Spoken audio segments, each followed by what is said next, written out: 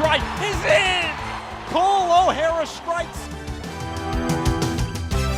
Here's Jack Musa on the breakaway, looking for two, he's got it!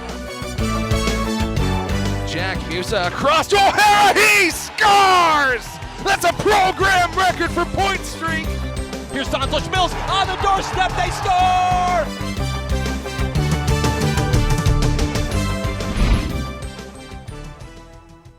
Hello everyone and welcome to the 7th episode of the UMass Hockey Preview Show presented by UMass Journals. I am Jacob Repper. And I'm John Ruggiero.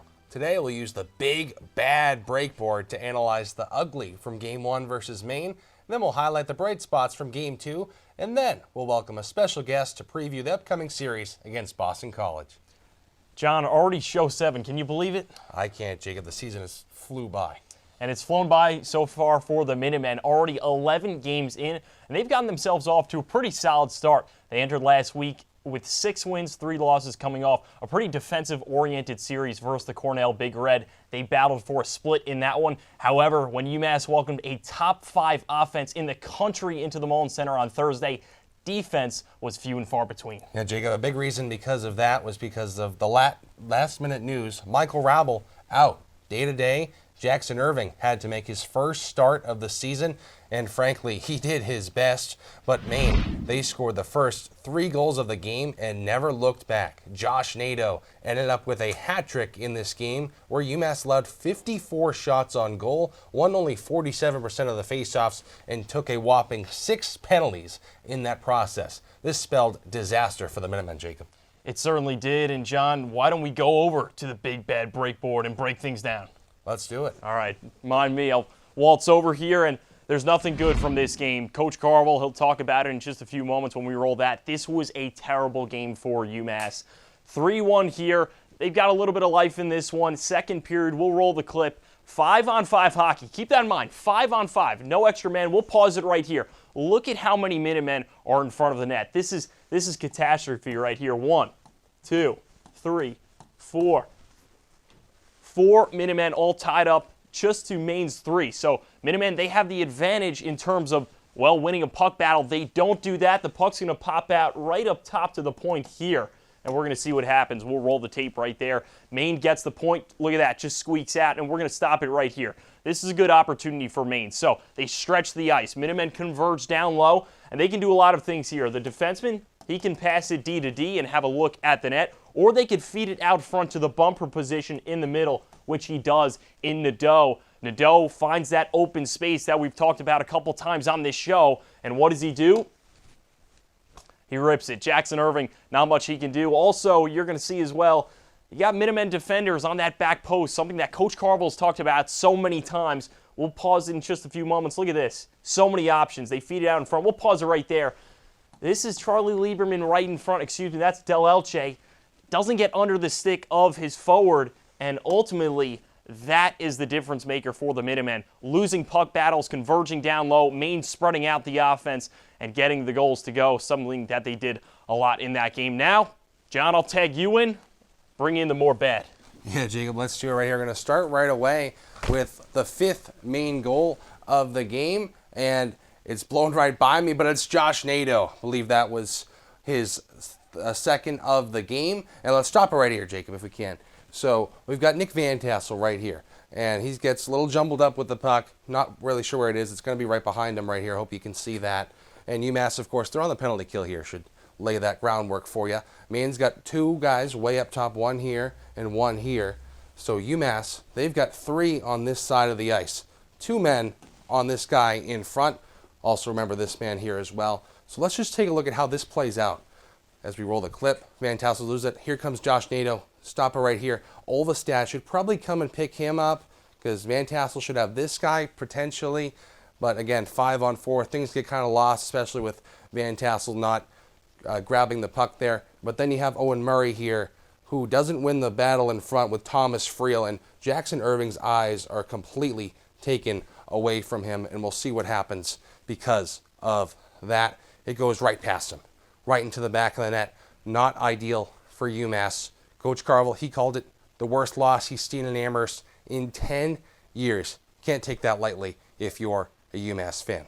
But the only good news for UMass is that Jack Galenic scored his first collegiate goal, while Nick Van Tassel potted his first of the season as well. But still, UMass allowed a season-high 54 shots and 6 goals in a game that made Coach Carvel unable to sleep at night. Take a look at what he said after the game.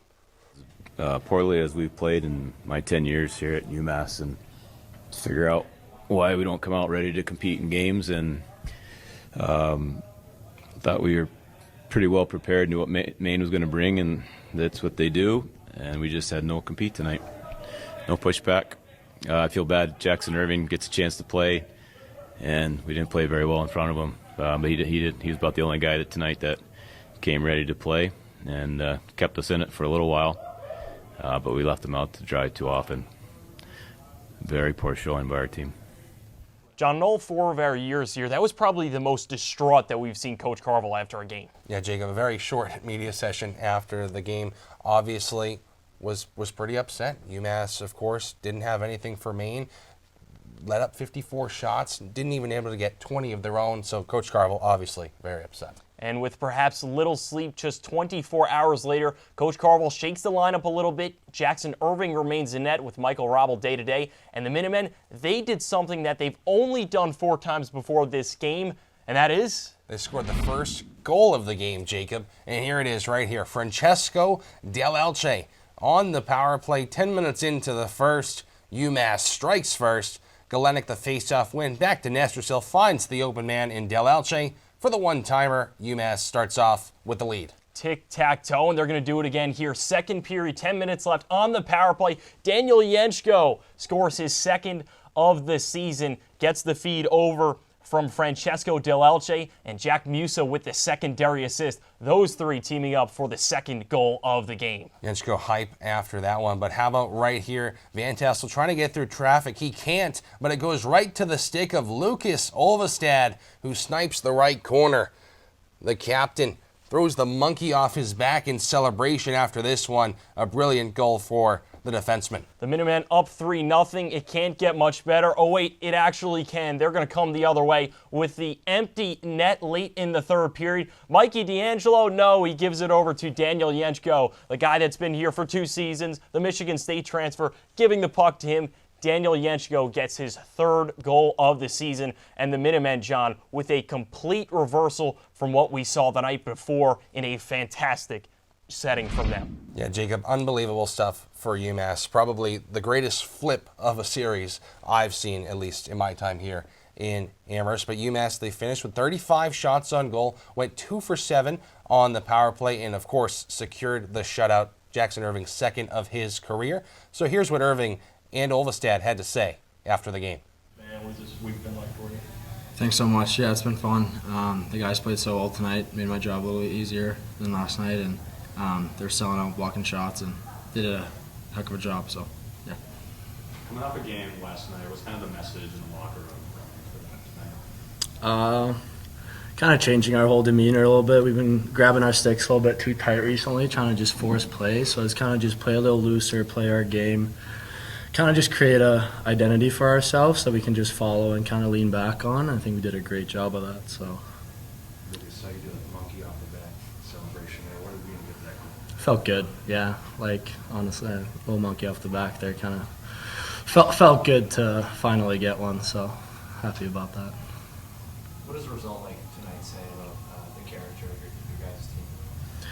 Well, kind of just being able to respond to that poor performance by us yesterday, but also like we play a great team. Like that's a top 10 team in the country, and it's going to be at the end of the year. And being able to like kind of prove to ourselves that we can hang and I mean beat them is confidence.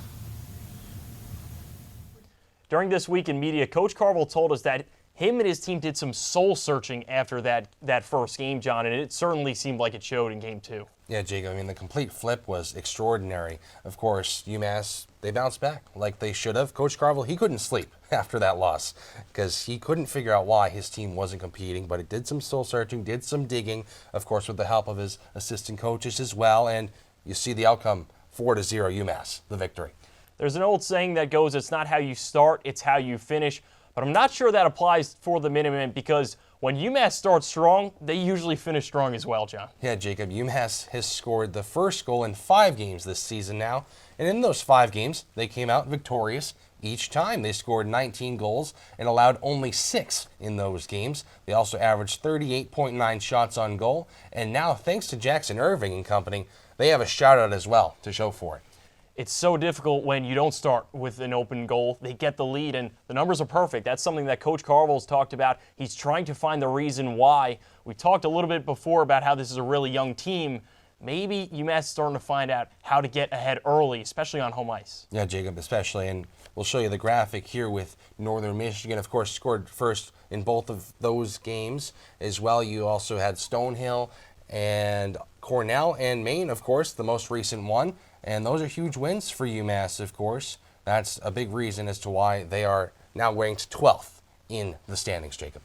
Something feels a little bit different about this show, John. Yeah, Jacob, can you tell me exactly what it is? I think it's rivalry weekend. UMass ready for a home-and-home series against the number 18 team in the nation, the Boston College Eagles. And, John, I don't have to tell you this. This is a program loaded with history and talent up and down the lineup. But for the Minutemen, this series comes at a little bit of an opportune time with the Eagles off to a little bit of a turbulent start. Yeah, Jacob, I mean, we've got our Eagles memorabilia here, but after being ranked 6th to start the season, Boston College has fallen down. They fell to Quinnipiac, Denver, and have now been swept by Northeastern a couple weekends ago. However, they were able to dust themselves off and sweep the Vermont Catamounts on the road. So the Eagles do sit at 4-4-1 with a home game at Conte Forum versus the Minutemen looming on Friday, Jacob. To tell us more about the Boston College Eagles, we welcome in radio voice of the BC women's hockey team, Sports Illustrated contributor, and UMass graduate, Chris Vogel. Chris, how you doing there? Doing great. Looking forward to a big week of hockey coming up. Yeah, so just tell us a little bit about this Boston College team. What are some trends that you're seeing? We know they got off to a rough start, but are they back on the upslope, would you say? I think the Vermont series was a good place to start to rebuild some confidence in this team. They came off probably the worst 3-game stretch in the last 3 years, obviously getting blown out at home to Denver and then just coming out flat against Northeastern, couldn't score early on. They had a good first period of that series, and just that composure fell apart. It's a young roster. It just turned into more of a melee than a hockey game at Matthews in the return game of that series. But as you mentioned, Vermont sweep, first winning streak of the year for Boston College. They picked up those 2 wins. BC thinks they found a goaltender. Claudier had 50 saves on 51 shots last weekend. They could play like that, it'll be a lot more of a secure path. It's probably the only time they've really looked comfortable in conference play so far, but it's been interesting for BC. Up and down, and it's really been, if the game's inside of Boston, they've struggled. If it's outside of Boston, they're fine. Not sure for the reason behind that, opposite of what you would have expected, but a lot to look forward to. A big one coming up against UMass. It's really a tough stretch for Boston College with Maine after that, and then a rivalry game with Notre Dame over Thanksgiving break. So a big 5-game stretch starts with the UMass series for BC, and it's one that's going to be a sellout in the opener at Conte. I'm sure it's going to be the same out in Amherst, so it should be a good week of hockey. Definitely a huge bounce back for BC, Chris, this past weekend. Of course, now a home-and-home series versus UMass. Who are you expecting to step up for the BC Eagles in this one? Yeah, for BC, they've had a little bit new of a look to this team. You obviously graduated or lost a lot of talent to the NHL, I should say. But James Hagan's always going to be a player to watch this year. He's been my pick for the Hobie Baker since the start of the season. The Bruins first rounder this year. But I think the real star may be the Bruins first rounder from a year ago. Dean Letourneau, of course, the big storyline, no goals his freshman campaign, the first ever player in the first 3 rounds to not do that in a season after being drafted in the NCAA. But he's really came to his own. He's third on the team in points. He's tied for that team lead with 3 goals, also has 3 assists. Big physical player, finally learning how to use that size and length. He's the tallest player in Hockey East, so that could make a huge impact in this series. And then finally, Teddy Stiga, the hero in the World Juniors last season, the other goal-scoring threat alongside Hagans. That's part of that sophomore class for BC that are hoping to lead this team back to the national tournament and perhaps a little bit further than they went last year following a regional final. But a lot of promise on this team. And then, of course, Hagans, Letourneau, Stiga have to lead the way offensively. Chris, we know you're a UMass alum and also a soon-to-be Boston College alum. Where are you leaning in this series? I'm going to go with the split. I think BC, I think it's going to be a reverse split. So BC loses at home, wins on the road. I just feel like both teams pretty equal in this. Like UMass have that little bit of an experience edge that'll help them in a big spot at Conti Forum to start the series. I think the talent will show up on the bigger ice out in Western Mass. Be a fascinating series to watch. Should be hard fought. It's historically been a BC advantage, at least for the last decade or so, although UMass stole one at Conti last season. Chris Vogel, contributor to Sports Illustrated, also the voice of Boston College women's hockey. Chris, thanks a lot for coming on. I know you're real busy. Of course, beat BU this week for women's hockey. We'll see you later. Thank you, Chris. See you. Chris Vogel there thinks there will be a split. I'd say that's pretty likely as well, but there's some players on UMass, Jacob, that might expect otherwise. Look, I talked to Bo Cosman earlier this week. It was his first time practicing in a couple of weeks off of injury. He's pumped up. He's ready to go, so he's likely going to be in the lineup. Larry Keenan I spoke to as well, and he told me he's really confident because this is a young Boston College team, a little bit undersized, maybe not as much talent from last year. He thinks if they play physical, they can maybe come out of this with their first big sweep against a Hockey East team. Ranked matchup, Jacob. UMass can only hope so. I'm excited. Should be a good one. Should be. That is all from us here at the UMass Hockey Preview Show presented by UMass Journalism. I'm Jacob Repper. And I'm John Ruggiero. Don't miss our show next week when we break down the outcome versus Boston College, then preview a big series against the Providence College Friars. And we'll also welcome a very special guest. We'll hope you tune in then. Have a good week, everyone.